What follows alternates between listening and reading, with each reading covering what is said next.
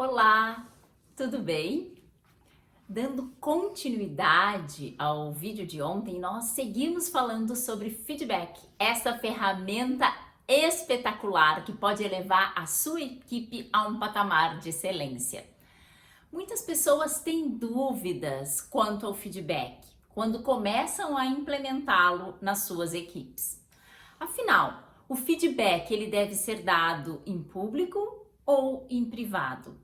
Se vocês pesquisarem nos livros, a grande maioria vai dizer que há uma regra de ouro no feedback, que é de dar o feedback positivo, ou seja, aquele em que você reforça o comportamento, aquele em que você diz que aquele comportamento deve ser repetido em público.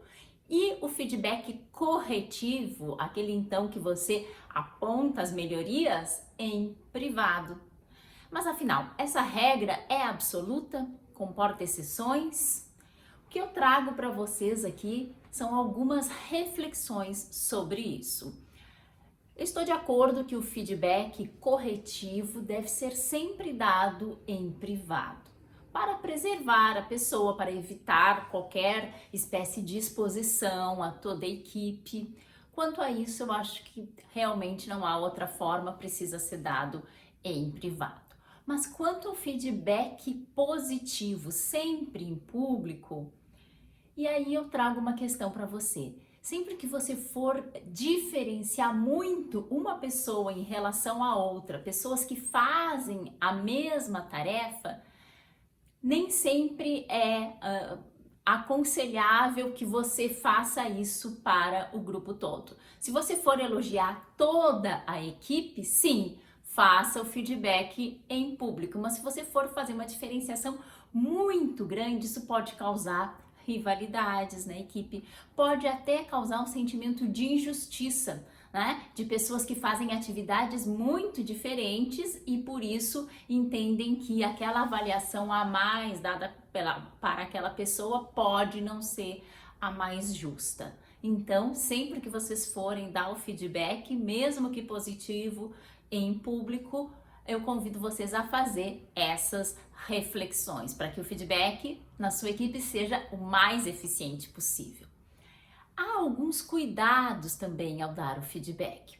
Márcia Luz, no livro Coach Palestrante, ela diz que no feedback nós devemos ser descritivos e não avaliativos. O que quer dizer com isso? Você vai descrever o comportamento. Por exemplo, você vai dizer ao colaborador: notei que nas últimas semanas você sempre tem chegado atrasado. Você está descrevendo um comportamento.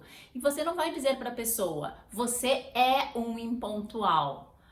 Você é um desatento no trabalho. Aí você avalia e qualifica. Se você é, não há nada que você possa fazer. Se você descreve o comportamento, você dá à pessoa a oportunidade de mudar, de chegar à expectativa, né, de resultado que você gostaria que ela chegasse. Seja sempre específico, evite generalizações do tipo: você sempre faz isso, você nunca faz aquilo. Diga especificamente: eu percebi naquele dia, quando eu pedi para você redigir o ofício, que você não fez da melhor forma, não utilizou a linguagem adequada ou não entregou no prazo combinado. Então você vai ser específico, você faz referência a um fato, né? Sem generalizações. Outra coisa, fale em seu próprio nome. Vocês já viram esse tipo de coisa? Olha, eu não sei, não sou eu que estou dizendo, mas andam dizendo por aí que seu trabalho não anda nada bom. Você já ouviu isso? É muito desagradável. Então, fale em seu próprio nome, assuma para si, é a sua percepção que você está externando naquele momento. Pode ser até que a sua percepção esteja equivocada, mas a autoria, afinal, é sua. Se necessário, se você não conseguiu entender exatamente o que aconteceu, peça para a pessoa repetir o que realmente está acontecendo para que essa comunicação possa fluir de forma adequada. E lembre o seguinte, o feedback ele só existe para comportamentos que podem ser alterados. Por isso, antes de dar um feedback, pare para pensar. O comportamento desta pessoa pode ser modificado?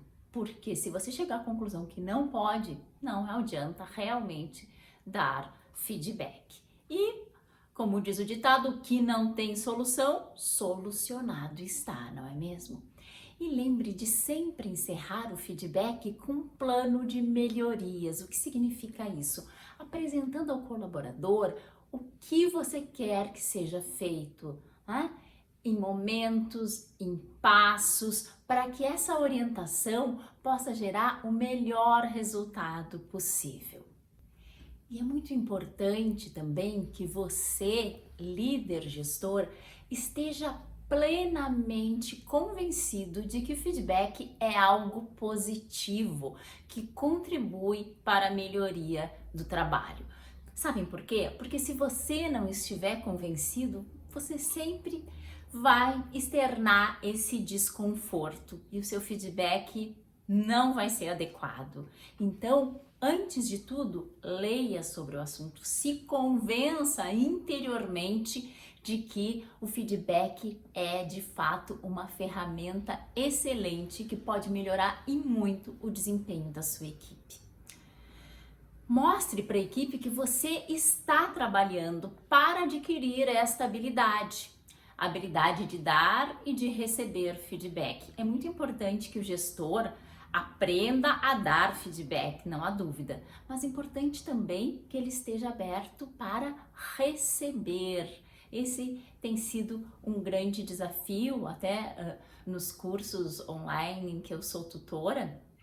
Neste momento estou sendo tutora de 2 cursos, muitos estão aí me assistindo, né, no Tribunal de Justiça da Bahia e do Rio de Janeiro, e em uma das unidades, uma tarefa que nós damos para o gestor é justamente de receber feedback de um colaborador.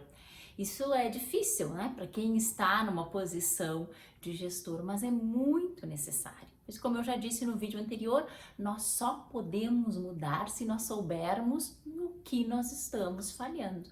Então o feedback é sempre um presente que chega até nós. O foco deve ser sempre o comportamento do outro e não da pessoa que está falando. Então não comece falando feedback, falando de você, de você, de você. Trate de descrever o comportamento do outro. É importante que você possa exercer a escuta ativa para compreender a razão do comportamento. Então, mesmo quando for a sua missão dar o feedback, se prepare também para exercer a escutativa, silenciando sua voz interior e compreendendo verdadeiramente o outro, vendo o que ele tem de fato a dizer.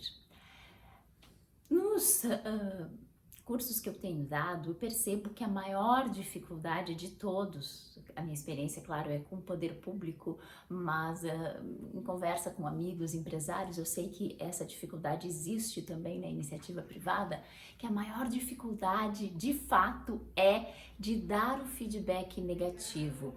Nós vivemos em uma cultura em que a diplomacia é muito valorizada e as pessoas têm receio. E aí, para não se incomodar as pessoas, omitem, né? Omitem a sua percepção, mesmo que percebam que o outro está com um desempenho bem abaixo do seu esperado.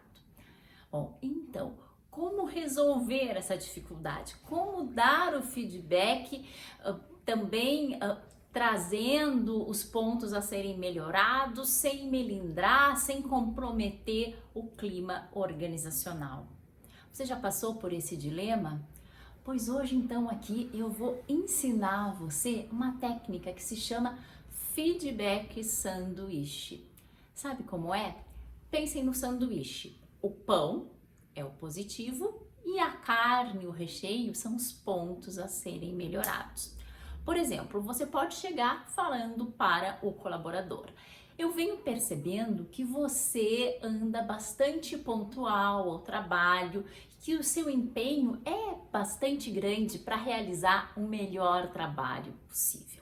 Eu gostaria de, a partir de agora, que você pudesse fazer pesquisas jurisprudenciais, projetos de minuta de forma mais sucinta e com linguagem mais simples. Eu aprecio muito o seu comportamento amigável e a forma como você se relaciona com toda a equipe, está sempre disposto a melhorar cada vez mais. Obrigada pela sua contribuição. Perceberam? Iniciei então falando pelo positivo. Por que não comecei falando direto no ponto que eu queria que fosse melhorado? Porque a pessoa já cria uma barreira, uma resistência quando você vai direto para esse ponto. Então, quando você reconhece o que há de bom, a pessoa naturalmente desfaz as suas resistências e está aberta para escutar o que você tem a dizer quanto aos pontos a serem melhorados. Você inclui então os pontos a serem melhorados, sempre descrevendo, nunca qualificando, nem agredindo logicamente a pessoa. E por que você acaba também com o positivo? Porque o positivo é o último que fica. É a última memória que ele vai lembrar daquela conversa, daquele feedback que teve com você, vai ser essa última palavra. Então a gestora disse que eu só vou contribuir para a melhora da equipe. É isso que vai ficar. Então a chance de esta pessoa que recebeu o feedback de fato implementar as melhorias que você recomendou são muito maiores se você puder utilizar essa técnica. Espero que tenha sido útil para você. Amanhã seguimos conversando sobre delegação para que você consiga construir uma equipe de alto desempenho. Continue me seguindo aqui no @AnaCristinaGestão. Fica com a gente!